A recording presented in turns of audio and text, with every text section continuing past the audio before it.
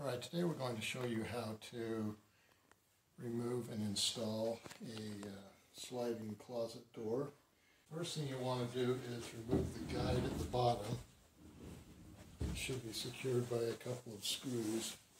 So you just remove the screws, and then one on the front and then one on the back. And once you get the screws loosened, you can just go ahead and slide it out.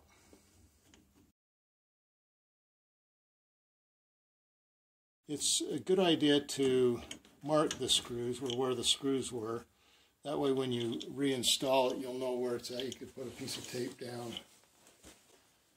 But to remove them, all you do is you just put it at an angle and then lift up on it, and that'll take the wheels off the track. And you can see the wheels on there. They just go up in a track. So the key is to get it at an angle, lift up, and then push it out. Now to remove the second door, it's just the same thing. It's just on a different track. Again, you lift up, slide it out, and then lower it.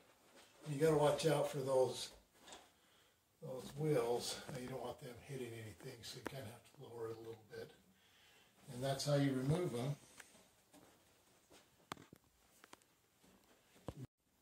You have an inside track, and then you've got an outside track, and that's where the wheels go.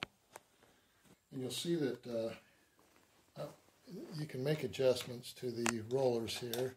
These rollers will go into a track, and that's how it slides. But you can unscrew these and slide it if you need to raise it up or lower it. And then, of course, on this side, you have the roller itself.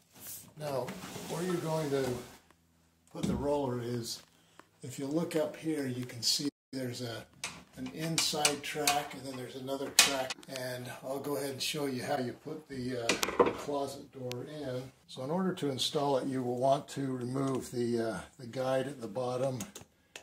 It'll make it a lot easier to put the doors on, because sometimes this track or this guide will get in the way.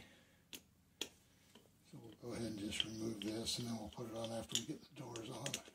Now, one thing you want to do, if you ever have to take the track out, you might want to identify or mark where the screws go, because sometimes it's hard to find where they go in. So what you want to do is you want to put it on an angle. We're going to put it on the back track. You just have it on an angle, get it in. Once you feel it rest on the track, then you're good to go. Now you can see it's on the track, and it'll go back and forth. Now we just need to go in and install the second door. So again, you basically do the same thing as you did on the other door, but you're going to put this on the inside track. So again, you have it on an angle. You're going to lift it up. Sometimes you just have to work it in. Once you feel it catch on the track, there you have the other door. And then what you want to do is just go ahead and get the glide, and you'll just go ahead and slide this in so that it separates the doors. And then you're going to put it so that you want the doors to be level, and then you'll just go ahead and secure the screws. But you'll just go ahead and put that in so it's nice and snug. Do the same thing on the back side. Just secure the screws.